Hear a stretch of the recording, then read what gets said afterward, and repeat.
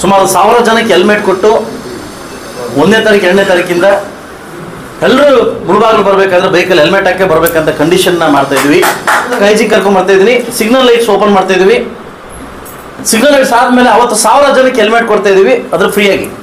ಹಾಗೂ ವಿಶೇಷವಾಗಿ ಮಾಧ್ಯಮ ಮಿತ್ರರನ್ನು ಮನವಿ ಮಾಡ್ತೀನಿ.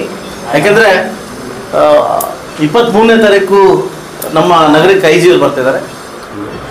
ಸುಮಾರು 1000 ಜನಕ್ಕೆ ಹೆಲ್ಮೆಟ್ ಕೊಟ್ಟು 1ನೇ ತಾರೀಕು 2ನೇ ತಾರೀಕಿಂದ ಎಲ್ಲರೂ ಮುಳುಬಾಗಿಲು ಬರಬೇಕಾದ್ರೆ ಬೈಕಲ್ಲಿ ಹೆಲ್ಮೆಟ್ ಹಾಕಿ ಬರಬೇಕಂತ ಕಂಡೀಷನ್ನ ಮಾಡ್ತಾ ಇದ್ವಿ. ಯಾಕೆ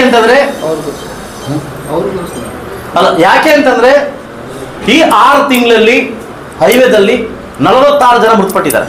46 ಮೆಂಬರ್ಸ್, 46 ಜನ.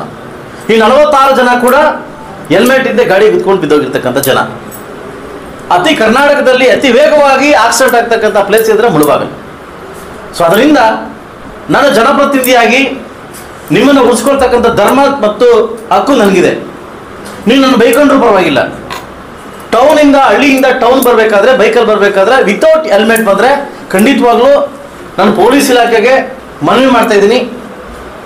ನಾನು 23ನೇ ತಾರೀಕು ಐಜಿಗೆ ಕರ್ಕೊಂಡು ಬರ್ತಾ ಇದ್ದೀನಿ. ಸಿಗ್ನಲ್ ಲೈಟ್ಸ್ ಓಪನ್ ಮಾಡ್ತಾ ಇದ್ವಿ. ಸಿಗ್ನಲ್ ಲೈಟ್ಸ್ ಆದಮೇಲೆ ಅವತ್ತು 1000 ಜನಕ್ಕೆ ಹೆಲ್ಮೆಟ್ ಕೊಡ್ತಾ ಇದ್ದೀವಿ, ಅದ್ರ ಫ್ರೀಯಾಗಿ. ಇವಾಗ ಹೋಗಿ ಪೊಲೀಸ್ ಇಲಾಖೆಯಲ್ಲಿ DYSP ಆಫೀಸರ್ ನೋಂದಣಿ ಮಾಡ್ಕೊಂಡ್ರೆ ಅವ್ರಿಗೆ ಕರೆದು ನೇತಾಜಿ ಕ್ರೀಡಾಂಗಣದಲ್ಲಿ ಒಂದು ಹೆಲ್ಮೆಟ್ ಕೊಡೋ ಮುಖಾಂತರವಾಗಿ ಅವೇರ್ನೆಸ್ ಕ್ರಿಯೇಟ್ ಮಾಡ್ತಾ ಇದ್ವಿ. ಅದು ಕೊಟ್ಟಿದ್ದಾದ್ಮೇಲೆ 8 ದಿವಸ ಆದಮೇಲೆ ಪೊಲೀಸ್ ಇಲಾಖೆಯವರು ಎಲ್ಲ ಕಡೆನೂ ಅವ್ರು ಕೆಲಸ ಮಾಡ್ತಾರೆ. ಹೆಲ್ಮೆಟ್ ಇಲ್ಲಿ ಬಂದವ್ರಿಗೆ ನಾನು ಮಿಕ್ಕಿದೇನೋ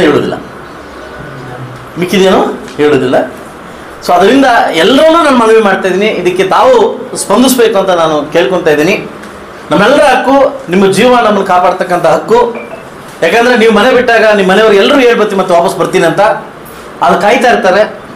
ಬಟ್ ನಾವು ಚೆನ್ನಾಗಿ ಹೋಗ್ತಾ ಇದ್ರೆ ಕೂಡ ಎದುರಾಳಿ ಚೆನ್ನಾಗಿ ಬರಬೇಕಲ್ವಾ. ಸೊ ಅದರಿಂದ ಎಲ್ಲರನ್ನೂ ಮನವಿ ಮಾಡ್ಕೊತೀನಿ. 23ಕ್ಕೂ ಮನವಿ ಮಾಡ್ಕೊತೀನಿ. ದಯವಿಟ್ಟು ಇದಕ್ಕೆ ಸ್ಪಂದಿಸಿ ಅಂತ ನಾನು ಕೇಳ್ಕೊತೀನಿ.